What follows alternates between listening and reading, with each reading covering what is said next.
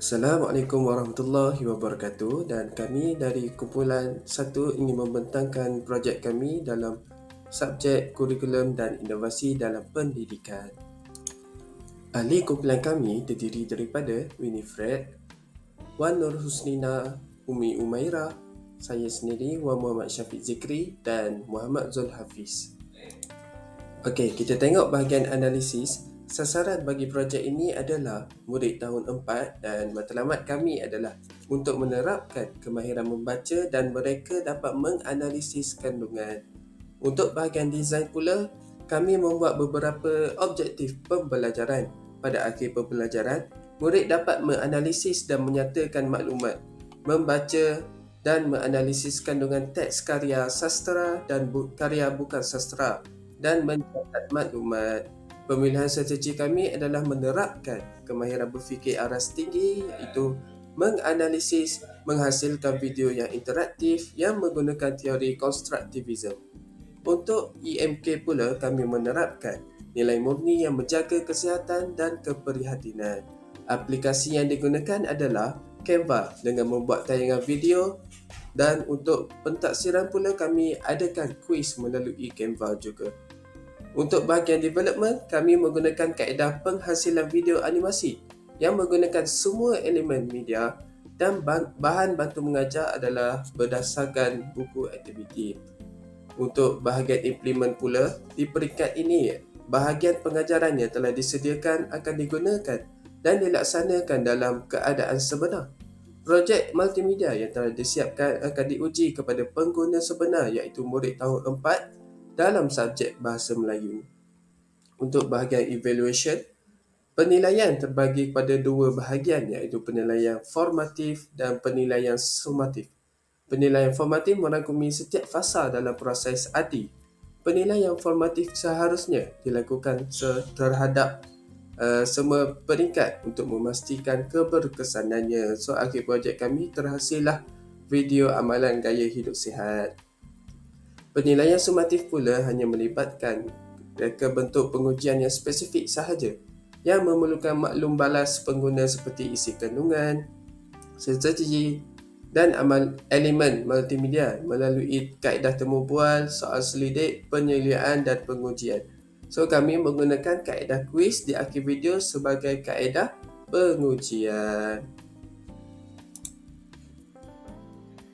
Okay, selamat pagi dan salam sejahtera. Nama saya Winnie. Saya akan meneruskan pembentangan bahagian storyboard video yang pertama. Storyboard video yang pertama membincangkan, memaparkan tentang amalan gaya hidup sihat yang diamalkan oleh Sabrina. Okay, untuk babak yang pertama, video ini adalah Sabrina memperkenalkan diri dan mengajak kawan-kawan lain untuk mengamalkan gaya hidup sihat sepertinya. Lepas tu disambungkan dengan babak yang kedua adalah memaparkan Sabrina membersihkan diri menggunakan sabun sambil dia bersuara keriangan. Dan untuk babak yang ketiga pula, Sabrina memberus gigi dengan cara yang betul dan dia berasa berpuas hati dengan giginya yang sudah bersih. So, untuk babak yang keempat pula, memaparkan Sabrina tengah bersenam dan Sabrina sentiasa berimpian untuk menurunkan berat badannya. Lepas tu untuk babak yang kelima, memaparkan Sabrina mesti mempunyai tidur yang cukup supaya keesokan harinya dia dapat menumpukan perhatian yang sepenuhnya di dalam kelas. Okey, baik, saya akan teruskan untuk storyboard yang kedua. Bagi storyboard yang kedua, guru dan murid bersoal jawab dengan berkaitan dengan video yang telah dipaparkan oleh guru sebelumnya. So, proses pembelajaran yang digunakan secara interaktif yang berlaku di antara guru dan murid, di mana guru memaparkan gambar rajah yang dalam video yang tersebut dan meminta murid untuk menganalisis video tersebut serta menyempurnakan ayat yang telah dipaparkan oleh guru dalam gambar rajah tersebut.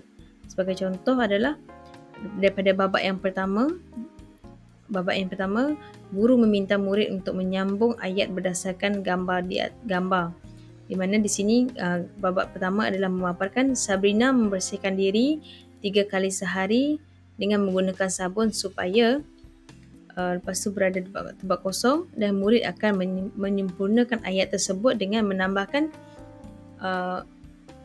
jawapan dengan ayat yang lengkap, which is Sabrina dan murid akan menyambung seperti ini. Supaya kuman dan bakteria dapat dihapuskan dan menjadikan badan bertambah sihat. So ini dalam gambar yang babak yang kedua dalam video ini. So babak ini akan berterusan daripada babak 1 hingga ke 8, which is dari babak 1, 3, 5 dan 7 adalah soalan guru, manakala babak kedua, 4, 6 dan ke-8 adalah jawapan murid berdasarkan soalan yang cikgu bagi.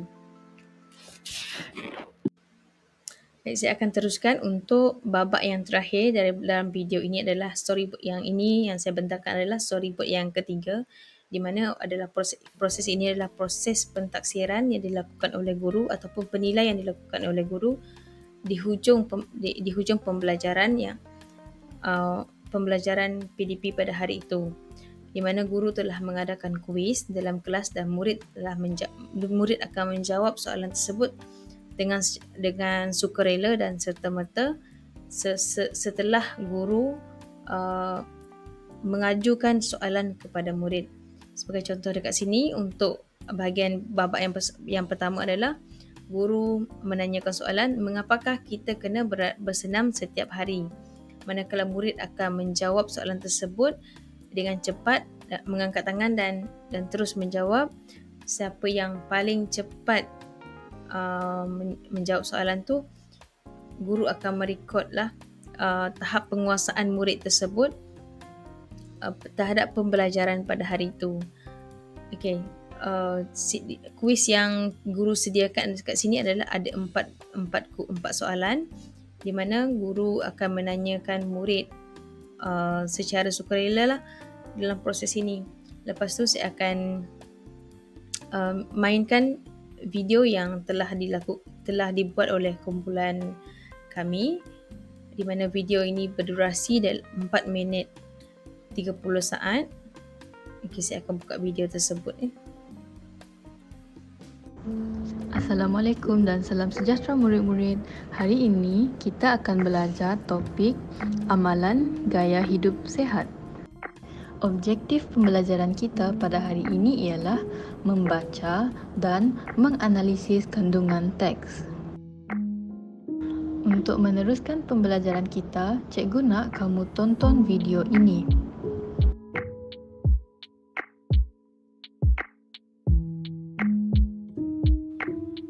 Ini Sabrina. Jadilah seperti Sabrina. Wah, banyaknya buih. Yahoo, gigi saya dah bersih. Sabrina, awak nak kurus kan? Sikit je lagi. Dah lewat ni kawan-kawan. Jom tidur. Selamat malam. Setiap hari, Sabrina membersihkan diri 3 kali sehari dan menggunakan sabun supaya kuman dan bakteria dapat dihapuskan dan menjadikan bahan bertambah sihat. Sabrina memberus gigi dengan cara yang betul dan mendapatkan panduan doktor supaya giginya sentiasa bersih dan terhindar daripada bakteria dan kesihatan giginya terjamin. Sabrina bersenam pada setiap petang untuk mengeluarkan peluh supaya toksin dalam badan dapat dikeluarkan melalui peluh. Sabrina tidur awal supaya badannya cergas dan segar serta dapat menumpukan perhatian semasa belajar di dalam kelas. Baiklah murid-murid, setelah menonton video tadi, apakah maklumat yang kamu dapat? Seterusnya, cikgu nak kamu bina ayat berdasarkan gambar ini dan maklumat yang kamu telah dapat tadi. Kamu juga boleh mengolah ayat ini menggunakan idea kamu sendiri.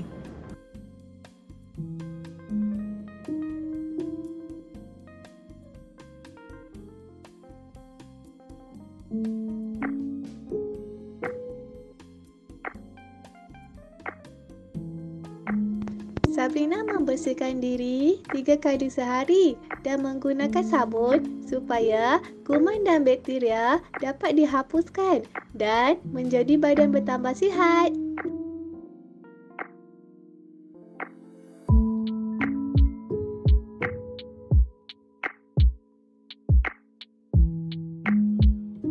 Sabrina memboros gigi dengan cara yang betul dan mendapatkan panduan doktor supaya giginya sentiasa bersih dan terhindar daripada bakteria dan kesihatan giginya terjamin.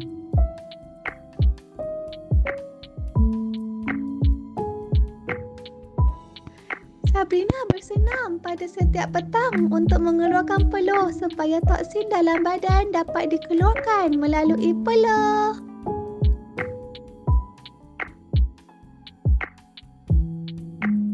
Sabrina tidur awal supaya badannya cergas dan segar serta dapat menumpukan perhatian semasa belajar di dalam kelas.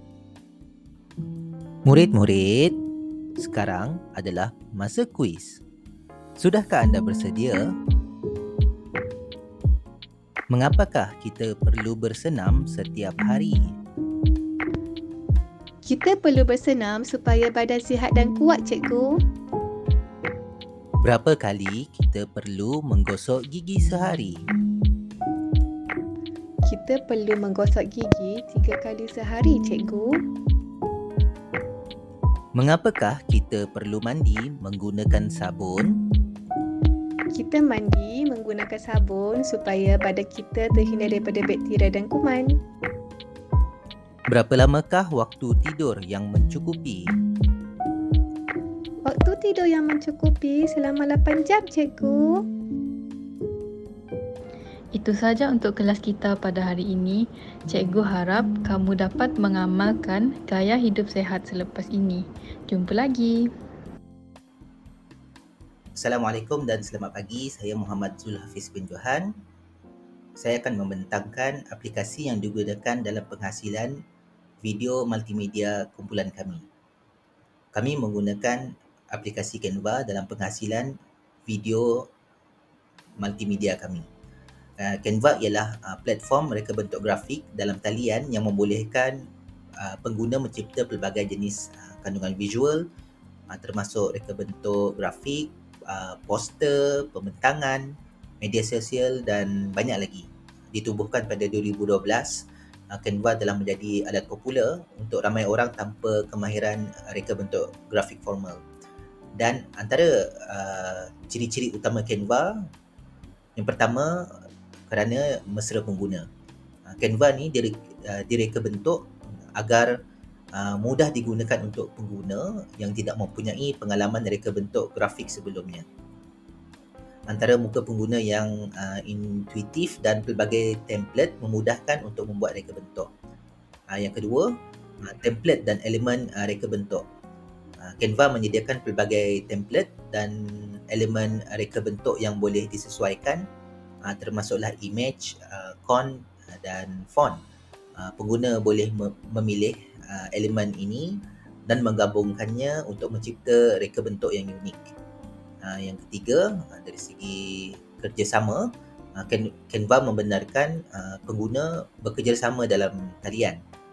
Pasukan atau individu boleh bekerjasama dalam mencipta dan menyunting reka bentuk dan ini pastinya memudahkan proses kerja kumpulan. Seterusnya, fail dan muat turun dikongsi.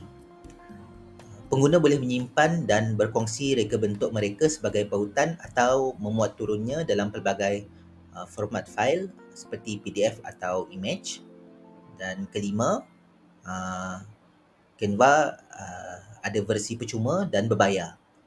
Canva menawarkan model perniagaan freemium, bermakna pengguna boleh menggunakan kebanyakan ciri secara percuma, tetapi terdapat juga pilihan berbayar yang menyediakan akses kepada ciri tambahan dan elemen reka bentuk premium. Canva popular dalam perniagaan kecil, usahawan, pelajar dan sesiapa sahaja yang memerlukan alat reka bentuk grafik yang mudah digunakan dan boleh diakses dalam talian. Seterusnya, saya akan membentangkan kekurangan Canva. Walaupun Canva ialah platform reka bentuk grafik yang popular dan mempunyai banyak kelebihan, terdapat beberapa kelemahan yang perlu diberi perhatian. Yang pertama ialah had kawalan reka bentuk. Walaupun Canva menyediakan flexibility dalam mencipta reka bentuk, terdapat had kawalan jika dibandingkan dengan perisian reka bentuk profesional. Jadi pengguna mungkin menghadapi masalah dalam menyesuaikan elemen reka bentuk secara terperinci. Seterusnya, yang kedua, pergantungan pada sambungan internet. Kerana Canva ialah platform dalam talian, bermaksud pengguna memerlukan sambungan internet untuk mengakses dan menggunakan perkhidmatan tersebut. Kebergantungan ini boleh menjadi halangan jika pengguna berada di lokasi dengan sambungan internet yang tidak stabil atau tidak tersedia. Lepas tu isu ketiga ialah isu keselamatan dan privasi. Jadi pengguna harus mempertimbangkan keselamatan dan privasi data mereka apabila menggunakan platform dalam talian.